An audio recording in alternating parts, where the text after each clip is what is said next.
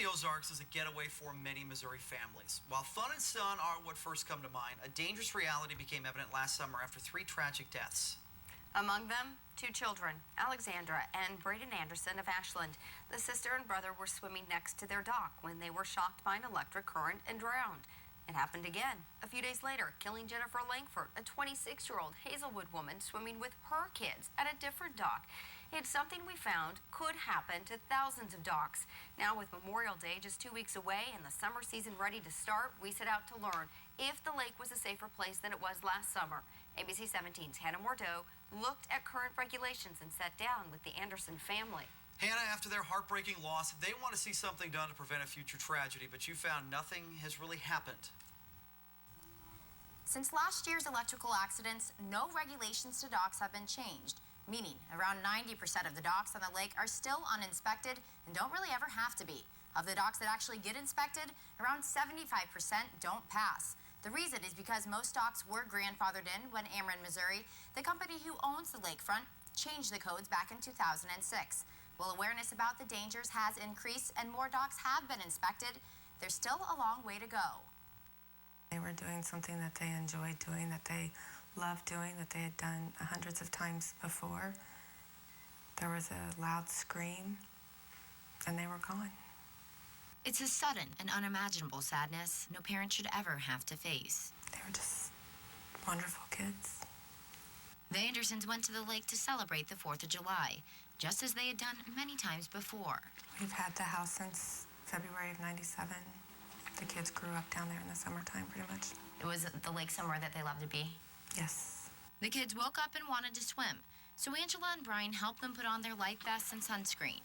Laughing and having a good time. Just a normal day? Just a normal day. But what started as a normal day ended as a nightmare. We pulled them out of the water.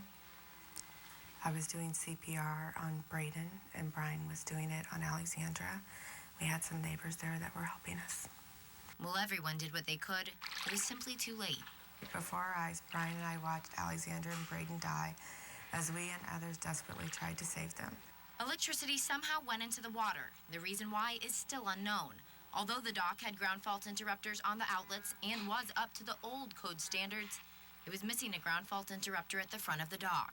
We've learned that what happened to them has become known across the United States as electric shock drowning. The next day, Ameren put a message on the Andersons' dock saying they needed to bring it up to a new code, a code they didn't even know they were supposed to be following. We've had a program in place since 2006 in a partnership with the fire districts where they enforce electrical codes on all new docks and modifications. The docks built before 2006 never had to be inspected, but are still required to be safe. There's no such thing as a grandfathered, electrically unsafe dock. That dock owner is responsible for maintaining that dock, even if it is prior to the new codes and electrical standards. But did Ameren make it clear to the old dock owners what should be done? No one knew about, and no one would have expected something like this to happen. No. And I don't understand that. Was it made really public to everyone that they needed to make these changes? Absolutely. We were very public about our changes in dock policy, and that was something that was communicated universally. The new regulations set by Ameren say all docks should be up to the National Electric Code. There are 25 requirements on this inspection sheet for a dock to pass. Probably most important is the ground fault interrupter, GFI, at the front of the dock. After that, a ground rod so electricity does not flow into the water. Something dock owners tell me could now happen at most lake homes. Something like that, electric shock, that could happen to anybody. I spoke with neighboring dock owners, all who say they didn't know about the regulations. Your dock, before all of this happened last summer, had it ever been inspected? No. We bought it like this. Bill Martin's dock has been on the lake for decades, and even he had a close call in the past. When I reached in to get a fish one day, I got tingled. He rewired it after Alexandra and Braden were killed only feet away, but tells me before that, he had no idea. Did you ever know by Ameren after 2006 that it was something you should do? No, not really. After Alexandra and Braden lost their lives, 26-year-old Jennifer Langford was killed at a different dock days later. Finally, Ameren sent this letter to everyone on the lake saying it was their responsibility to keep their docks up to code, something firefighters tell me didn't happen in 2006, but Ameren says did in 2009. Why so few docks that have been made safe? Well, most people are unaware of it. They're not here all the time. Memorial Day weekend is almost here, and that means thousands of people will soon be at the Lake of the Ozarks. But is everyone aware of the danger? Last summer, 3 people, including this brother and sister, were shocked near their docks and drowned. Officials we talked to in a special report last night said they think the lake is a safer place than last year. But the fact is no laws have changed to enforce safety codes on docks. And ABC 17's Hannah Bordeaux found out they may never change. Right now, 90% of the docks at the lake have never been inspected. That's because regulations allow older docks to get a pass. Some county zoning laws don't require it or don't even exist, and there are just too many docks. I dug into the current regulations and found there are few plans to address these obvious dangers. Now, family of victims tell me something needs to be done so a tragedy like this never strikes again. But I found keeping people safe may not have a simple solution. One's too many, but unfortunately we had the ones we had last year, and our goal is not to have another one. Tragic, but maybe we're going to save lives down the road, so that's a positive that comes out of this. This year, everyone at the lake shares the same goal of keeping people safe. We need to make sure that when people come to the lake for this season, that they inspect their docks. But with nothing to force grandfather dock owners to do that, the chance of tragedy still exists. The problem is nobody thought about it. Nobody thought about it. And until we had this incident with the tragic deaths this year, I didn't. Everyone's on their own out there right now. How can that happen? Well, that's a public-driven thing on whether they want code standards set in place and inspections done. So now that everyone is aware of the danger, should more stringent regulations be adopted to make sure everyone stays safe? It starts with personal responsibility, but then you're right. We have to go on to the greater good, which then brings in those political subdivisions.